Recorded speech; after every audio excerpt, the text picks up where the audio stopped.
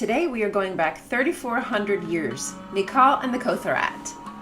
The hurrian hymn you are listening to was written in cuneiform in a clay tablet from 1400 BCE. It was unearthed in the 1900s in Ugarit. There were 36 hymn fragments that were found, but this one tablet contained the lyrics and the music to the hymn. Not only that, but some fragments also had instruction on how to tune the instruments, the lyre, the harp. It even included a drawing of the person playing the lyre. Notice the Egyptian imagery? The ancient wedding myth contains the story of Nikkal Wa'ib marriage to the moon god Yarik. Nikkal Wa'ib may be translated as Nikkal the Great Lady, or Bright and Fruitful One, or Great Lady and Bright. The hymn centers around the goddess of fruit, moon, and fertility getting married and then giving birth, with the help of the divine Kotharat, the midwives of the Pantheon. The song is performed as part of a wedding ritual. The moon god Yarik asked the Sumerian king Ugaritic for his help in procuring the moon goddess's hand in marriage. Give Nikkal that Yarik may marry her, that she may enter into his mansion, and I will give as her bride price to her father 1,000 shekels of silver, 10,000 shekels of gold. I will send brilliant stones of lapis lazuli. I will give vineyards to be fields for him to delight in. The king replies to Yarik, why not become son-in-law to Baal, and ask for Pidre, god of mist, for her hand in marriage? But if Athar the Terrible gets angry about you trying to take his betrothed, I can introduce you to Baal's other daughter, Yadrame, who would stir any man's heart. But Yarik, the lamp of heaven, only has eyes for Nikkal. With Nikkal my marriage shall be. Nikkal's family began to set the scales to weigh the gifts from Yarik.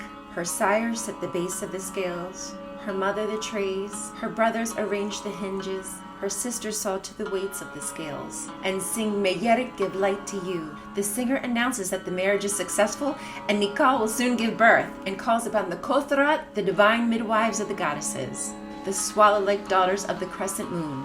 They sing for the Kotharat to bring their incantations, potions that will help Nikkal, the moon goddess, bear her child. This will be ointments for pain, healing, clotting, everything that you would need to birth a child in the ancient world.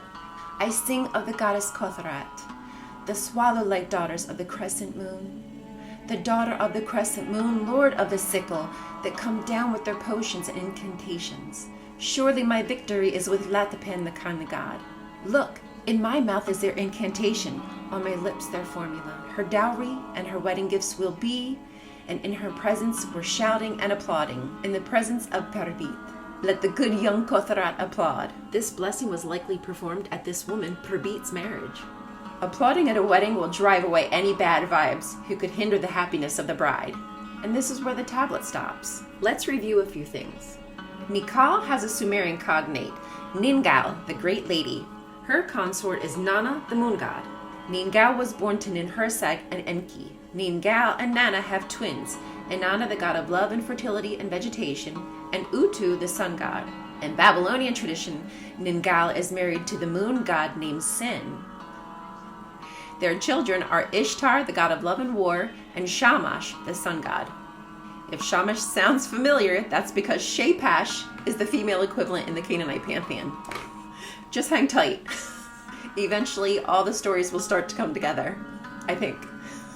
I don't fucking know.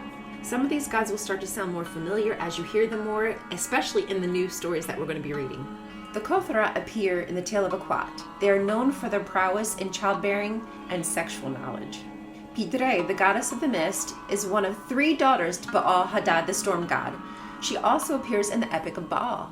Latapan, kindly god, also known as El, was also mentioned in the legend of King Keret. I love that these powerful goddesses can still be attested to in these clay tablets. No one can erase their name from time. Stay tuned because I definitely have a bunch more Canaanite myths and legends to go over. Let's have some fun. Historical fun. Historical fun. Yeah, let's do it. All right.